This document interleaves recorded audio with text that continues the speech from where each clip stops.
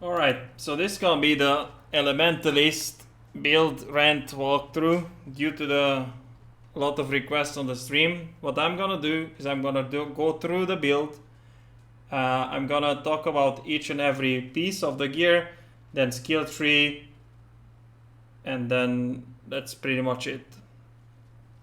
So first off, we are Deadeye, elemental hit, right? Ascendancy part is gonna be Gathering Winds for the clear speed, fast and deadly for the accuracy, projectile damage and some attack speed,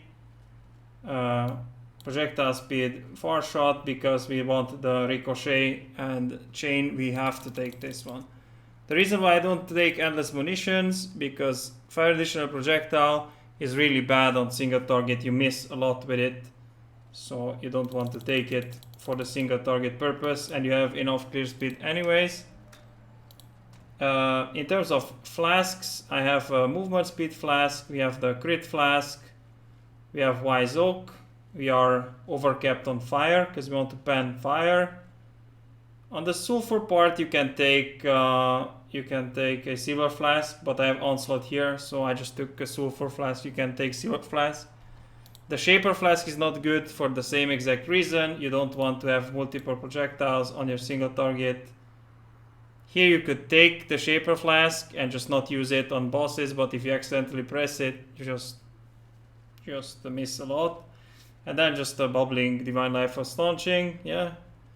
In terms of boots, I took a series steps. It's not a staple. You don't have to use a series step. It was just the easiest. Boots to take in terms of go to the trade site, take it, and just move on with my life. Because when I made the build, the API was actually fucked. So that's that. What you can do here, search for some boots that come from the temple actually. You can get the 30% movement speed, you can get the spell dodge, you can get pretty much double the life and resistances.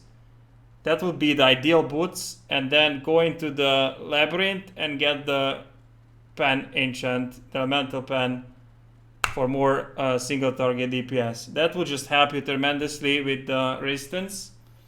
But yeah, at series steps is just the easiest way to go with it. If you can get the other boots, that would be just a good thing, yeah. Then we have a Stygian Wise here. What you need to look for is strength, high amount of strength, because you need it for the Calm's Heart, and double resistances according to what kind of rings you're gonna get. I cannot say that you need like fire and lightning. You just get what resistances you need to fix your resistances, life and wet. Elemental damage with attack skills, that's it. The jewel that I have here, pretty much life and resistances to fix resistances. Anything else is just a bonus. You don't necessarily need it, just get whatever jewels you get with res and life.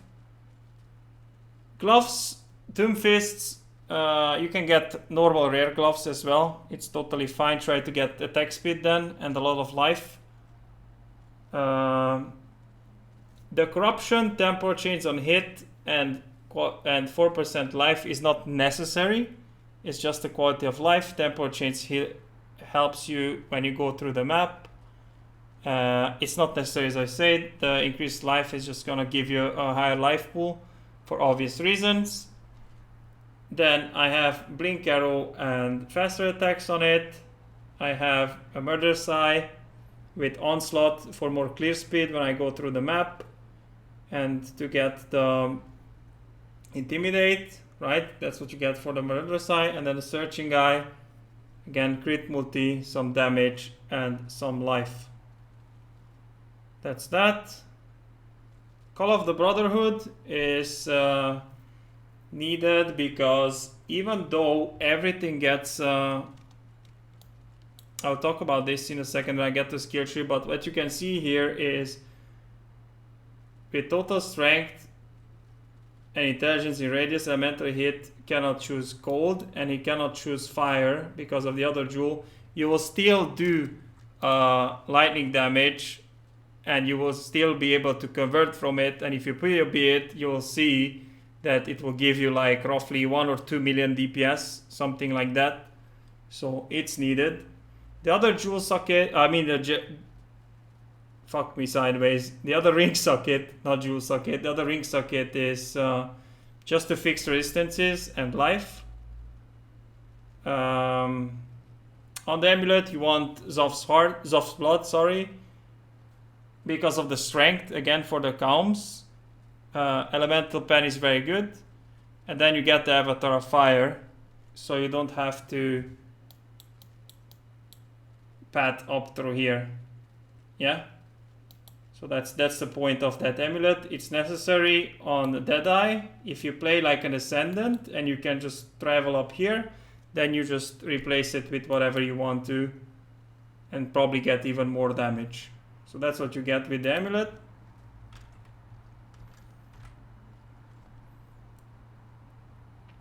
Calm's Heart is just obvious. You get a lot of life and fire damage. If you can get an implicit with percent life, that's just really, really good. In terms of bow, we have Chinsoul. Socket wise, well, what you look for is the attack speed only, and I happen to corrupt 3% attack speed as well, which is nice. If you really want the top of the line Chinsoul, what you're looking for is crit as an implicit. It goes up to like 17%, and it will give you like a really, really high amount of DPS. It will increase the bow's base crit from 6.5 to 7.5, I think, or 7.6 with top rolls. And then blind on hit is also really, really good. In terms of sockets, we have elemental damage with attacks, chain for clear speed, mage archer also for clear speed, GMP, elemental hit, and combustion. This is very, very important because when you're fighting bosses, what you want to do is hit them with your main, which is the clear elemental hit. And with the combustion, you will lower their resistances by 19%, and then you start to burst with the other one, which is in the helmet. So we're transitioning to the helmet now. In terms of the helmet, you can just get a normal Frostferno. If you can get +2 or even +4, that's just awesome. You don't necessarily need it. You will still have like crazy amounts of DPS. So I happen to corrupt this one myself, life, and I got +2 on it. You can get up to like +4, but it's around 100x or so. So it's gonna be pricey.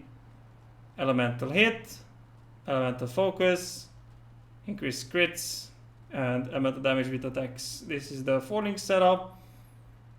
And in terms of quiver, as I said, you don't want the +1 arrow. So what you're looking for is as much crit as you can get.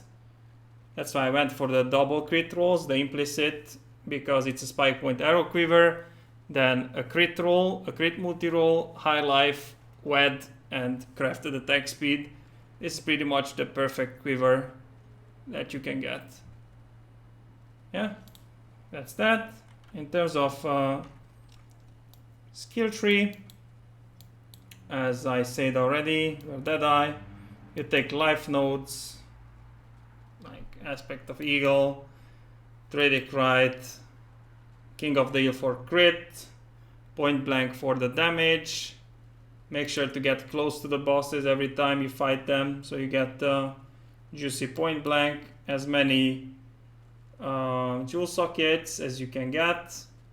On the skill tree, the best jewels would be the traditional jewels, not the searching eyes, with as much crit multi as you can get, but I couldn't really bother get them. You'll see on the videos that I'll put up against the Guardians that I just almost one-shot them, so I don't really care. And you take life, Art of Gladiator, as I say, just pet towards life, pen, life again, crit multi, jewel socket. What's important, as I said when I talked about Deadeye, is you need the combat focus Viridian and combat focus Crimson.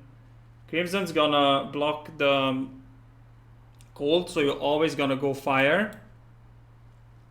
And here you're gonna block the lightning.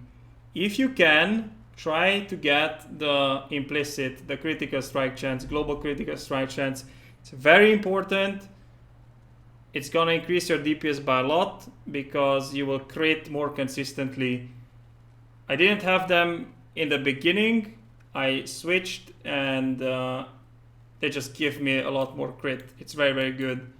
Then you got acrobatics, it phase acrobatics. Again, life, int node because I need it. For the gems, Lionized Fall to be able to take these nodes. A lot of crit multi and some leech. And last but not least is the Watcher's Eye. I have a perfect double Anger Watcher's Eye. I got really lucky when I divined it. If you don't have the budget to get a double Anger Watcher's Eye, try to get the 15% damage pen. It should be around 2 Exalteds right now. I don't know when you're gonna see this video. It might be less, it might be more. But as I said, if you're on a budget, you just take the pen and you're good to go. So yeah, I think that concludes the guide-ish kinda thingy. And thanks for watching and see you on the next one.